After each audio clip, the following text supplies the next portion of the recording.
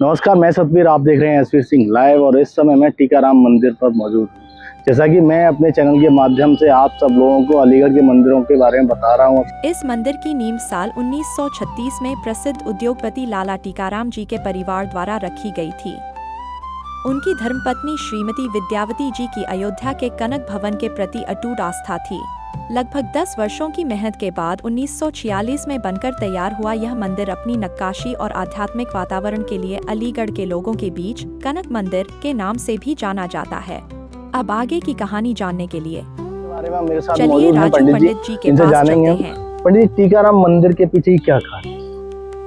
टीकाराम मंदिर कनक भवन अयोध्या से संबंधित है। यहाँ पर दो जोड़ी ठाकुर जी, सीताराम जी के दो जोड़ी विग्रह, एक चल एक अचल, जो बाहर त्योहारों उत्सव में बाहर निकलते हैं और एक सदा विराजमान है। ऐसा ही मंदिर अयोध्या कनक भवन में है। वहाँ भी ऐसी जिस तरह से यहाँ अलीगढ़ के जिले के आसपास में कहीं भी पश्चिमी यूपी में कहीं भी भगवान सीताराम जी बैठे हुए नहीं, खड़े ही मिलते हैं ज्यादातर। हिंदुस्तान के किसी पार्ट में चले जाओ, ज्यादातर ठाकुर जी खड़े ही मिलते हैं जी, बिल्कुल। पर टीकाराम मंदिर में ठाकुर जी बैठे हुए, भगवान सीताराम बैठे हुए हैं पालती लगा के। उसका रीजन क्या है कि जब भगवान का विवाह हुआ था, महारानी कैकेयी ने मुंह दिखाई में कनक भवन अयोध्या में जो स्थित है वो दिया था। तो भगवान उसी में निज महल है उनका, वहाँ हनुमान जी नहीं है, वो तो रखा गया हनुमान जी का। इस तरह से कनक भवन के प्रारूप अलीगढ़ में है। कनक भवन बहुत भव्य है, बहुत सुंदर है, बहुत खूबसूरत है। टीकाराम मंदिर उसके सामने बहुत छोटा है। कनक मंदिर का कनक का मतलब क्या है? कनक माने सोना, सोने का मंदिर, सोने का। के माने मतलब सोने का मंदिर, सोने का मंदिर। तो ये मंदिर अयोध्या में सिमिलरिटी है, कुछ सिमिलरिटी है, एक सी है, ना विग्रह में और ना आचार विचार में और ना सेवा पूजा में। जैसा कनक भवन की सेवा होती है उसी प्रारूप से यहाँ भी कनक भवन की सेवा के हिसाब से सेवा पूजा। साल भर के जितने त्योहार हैं, होली, दिवाली, दशहरा, रामनवमी या और भी जो भी त्योहार हैं, वो अयोध्या की परंपरा के हिसाब से ही चलते हैं। ये था कि लाला राम टीकाराम जी की ज्येष्ठ बधू विद्यावती गुप्ता राम जी बहुत लगाव रखती थी। उनके पति राम स्वरूप गुप्ता जी फोटो लगे हुए हैं। ये अयोध्या फैजाबाद में सिविल सर्जन थे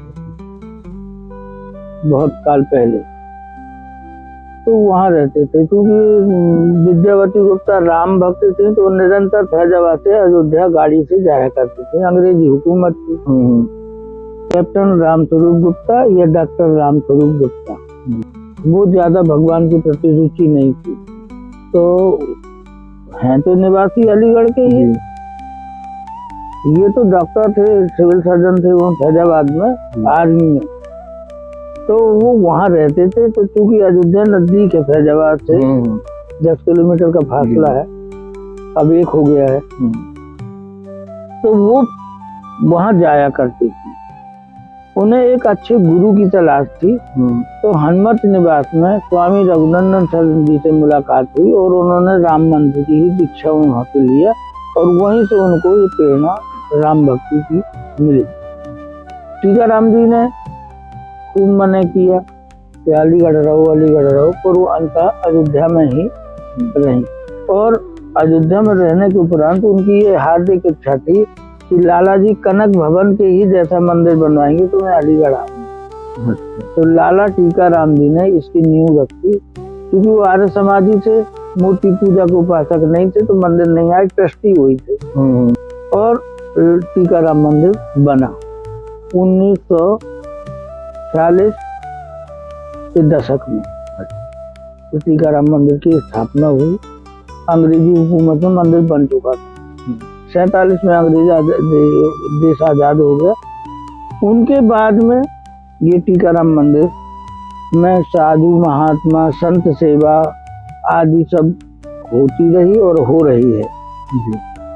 बताया जाता है कि सीताराम विवाह के उपरांत नहीं, ऐसा है सीताराम विवाह अलीगढ़ में टीकाराम मंदिर के अलावा कहीं धूमधाम से नहीं मनाया जाता। भगवान राम का विवाह उत्सव बहुत ही धूमधाम से मनाता है। जी। बहुत ही धूमधाम से मनाता है। इतना बड़ा कोई त्योहार नहीं होता जितना सीताराम विवाह होता है। उस दिन ये मंदिर दुल्हन की सजाया जाता है। क्या तिथि रहती है, मतलब किस दिन बनाया? आघन शुक्ल पक्ष की पंचमी तिथि को मनाया जाता है। तो ये कंपलसरी नहीं कि वो नवंबर में पड़ेगी कि दिसंबर में पड़ेगी कि बीच में दिसंबर की पड़ेगी या पहले पड़ेगी, ऐसा नहीं है। डेट नहीं है, तिथि है। तिथि के हिसाब से ये त्योहार मनाया जाता है। अगर मैं बात करूं हिंदुस्तान में कितने कनक मंदिर मौजूद है? कनक भवन? जी। कनक भवन दो जगह, एक ही जगह है, अयोध्या अयोध्या में, केवल अयोध्या। और दूसरा हम कह सकते हैं कि हाँ उसका हूबहू हम टीकाराम मंदिर, टीकाराम मंदिर बस, और कहीं मौजूद नहीं। अच्छा, आप इसमें विशेष बता रहे थे कि और जगह हनुमान जो सीता मैया है और राम जी लक्ष्मण जी हैं वो खड़े हुए, लेकिन इस मंदिर में बैठे हुए हैं। तो हनुमान जी साथ में नहीं। पहला मंदिर हो गया ये। दूसरा मंदिर अगर हम देखें, हनुमान जी हैं, बगैर हनुमान जी के तो राम मंदिर होते नहीं है। जी। पर क्या होता है कि कई युग पहले ऐसा कहा जाता है कि हनुमान जी का अवतार सखी रूप में हुआ, माने चार शिला के अवतार हुआ। जी। वो चार शिला के वेश में हनुमान जी रहते हैं, ना कि हनुमान जी के ऊपर। जहाँ बैठे हुए भगवान हैं वहाँ अष्टयाम सेवा होती है। अब अष्टयाम सेवा तुम लोग नहीं जानते हो, तो जहाँ भी हनुमान जी हैं वो चार शिला के वेश में रहते हैं। तो हनुमान जी तो होते हैं, राम जी बगैर हनुमान जी के नहीं रह सकते। हनुमान जी होते हैं, पर वो बहुत छोटे होते हैं कि सहज दिखाई नहीं देते कि हनुमान जी हैं, सामने से नहीं देखा जाता। वो और मंदिरों में जहाँ खड़े हुए भगवान हैं, खड़े हुए विग्रह हैं जहाँ, तो वहाँ हनुमान जी को आपने देखा हो लक्ष्मण जी की साइड में रहते हैं। जहाँ लक्ष्मण जी हैं उनके बाद हनुमान जी होते हैं, और नीचे रहते हैं सिंहासन। यहाँ इन मंदिरों में दोनों में हनुमान जी जानकी जी की मंदिरों में, हाँ, जानकी जी की तरफ होते हैं, माने वो पुरुष वेश में नहीं है, सखी वेश में कहलाते हैं।